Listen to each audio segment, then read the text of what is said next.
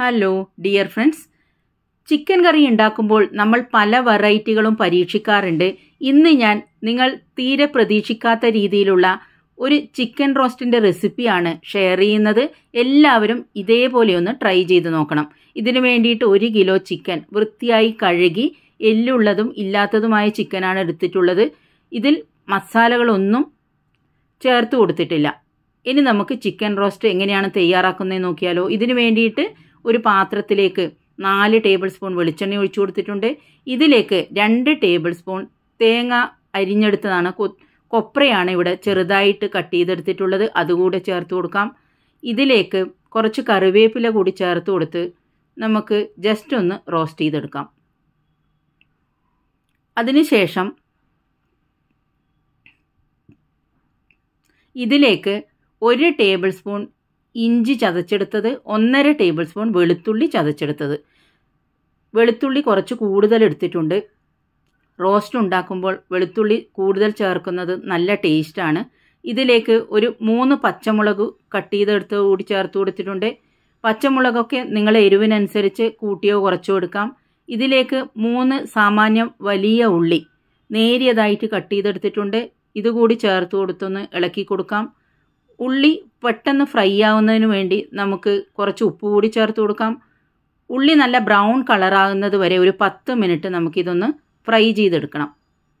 ഇപ്പോൾ ഉള്ളിയൊക്കെ നല്ല ബ്രൗൺ കളറായി ഫ്രൈ ആയി വന്നിട്ടുണ്ട്. ഇനി ഇതിലേക്ക് കുറച്ച് മസാലകൾ ചേർത്ത് കൊടുക്കാം. ഒരു 1/2 ടീസ്പൂൺ മഞ്ഞൾപ്പൊടി, നമ്മൾ ചിക്കനിൽ ഒന്നും തന്നെ ചേർത്ത് കൊടുത്തിട്ടില്ല.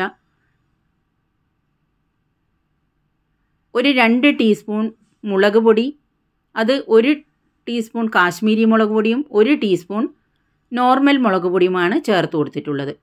ഒരു 2 ടീസ്പൂൺ മല്ലിപ്പൊടി ചേർത്ത് കൊടുക്കാം. 2-3 ടീസ്പൂൺ ചേർത്ത് കൊടുക്കാം. ഒരു 1/4 ടീസ്പൂൺ ഗരം മസാല കൂടി ചേർത്ത് കൊടുക്കാം. ഇതെല്ലാം ചേർത്ത് കൊടുത്ത് അതിൻ്റെ പച്ചമണം മാറുന്നത് വരെ ഒന്ന് ഇളക്കി കൊടുക്കാം. ഇതിലേക്ക് 1 ടീസ്പൂൺ കുരുമുളക് പൊടി കൂടി ചേർത്ത് കൊടുക്കുന്നുണ്ട്. എരിവിനുള്ള എല്ലാ സാധനങ്ങളും ഇപ്പോൾ ചേർത്ത് കൊടുത്തിട്ടുണ്ട്. ഇതെല്ലാം ഒന്ന് പച്ചമണം മാറുന്നത് വരെ നമുക്ക് ഇളക്കി കൊടുക്കാം. ഇതിലേക്ക് വലിയൊരു തക്കാളി പേസ്റ്റ് രൂപത്തിലാക്കിയിട്ടാണ് ചേർത്ത് കൊടുക്കുന്നത്, അതുകൂടി ചേർത്ത് കൊടുക്കാം. തക്കാളിയുടെ ഒരു പച്ചമണം മാറുന്നത് വരെ ഇളക്കി കൊടുക്കാം. ഒരു 2 മിനിറ്റ് ഇതേപോലെ ഒന്ന് ഇളക്കി കൊടുക്കാം. ഇനി നമുക്ക് ഇതിലേക്ക് നേരത്തെ എടുത്തു വെച്ചിരിക്കുന്ന ചിക്കൻ കൂടി ചേർത്ത് കൊടുക്കാം. ചിക്കൻ ചേർത്ത് കൊടുത്ത് എല്ലാം ഒന്ന് നല്ല രീതിയിൽ മിക്സ് ചെയ്തെടുക്കണം. ഇപ്പോൾ ചിക്കനൊക്കെ നല്ല രീതിയിൽ മിക്സ് ചെയ്തെടുത്തിട്ടുണ്ട്. വീണ്ടും ഒന്ന് ഇളക്കി കൊടുത്തതിന് ശേഷം നമുക്കിതൊന്ന് നന്നായിട്ടൊന്ന് വേവിച്ചെടുക്കണം. ഇതിൽ നമ്മൾ വെള്ളമൊന്നും ചേർത്ത് കൊടുക്കുന്നില്ല. നിങ്ങൾക്ക് വേണമെങ്കിൽ 2 ടേബിൾ സ്പൂൺ വെള്ളം ചേർത്ത് കൊടുക്കാം. ഒരു 10 മിനിറ്റോളം ഇതേപോലെ ഒന്ന് അടച്ചു വെച്ച് വേവിക്കാം. ഇടയ്ക്കൊന്ന് തുറന്ന് ഇളക്കി കൊടുക്കാൻ മറക്കരുത്. ഇപ്പോൾ ചിക്കനിലുള്ള വെള്ളമെല്ലാം താഴേക്ക് ഇറങ്ങി വന്നിട്ടുണ്ട്. ഇതിൽ വെച്ചായിരിക്കണം നമ്മൾ ചിക്കൻ വേവിച്ചെടുക്കേണ്ടത്. ആവശ്യത്തിന് ഉപ്പ് ചേർത്ത് കൊടുക്കാം.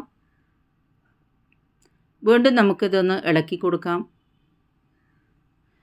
ചോറിനും ചപ്പാത്തിക്കുമൊക്കെ വളരെ ടേസ്റ്റി ആയിട്ടുള്ള ഒരു സൈഡ് ഡിഷാണിത്.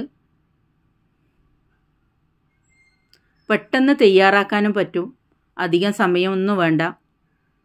സാധനങ്ങളെല്ലാം വീട്ടിലുള്ളത് തന്നെ.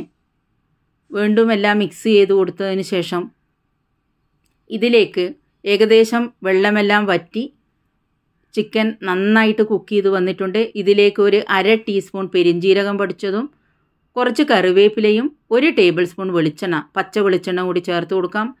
ഇപ്പോൾ നമ്മുടെ ചിക്കൻ റോസ്റ്റ് ഇവിടെ റെഡി ആയിട്ടുണ്ട്. എല്ലാവരും ഇതൊന്ന് ട്രൈ ചെയ്ത് നോക്കണം.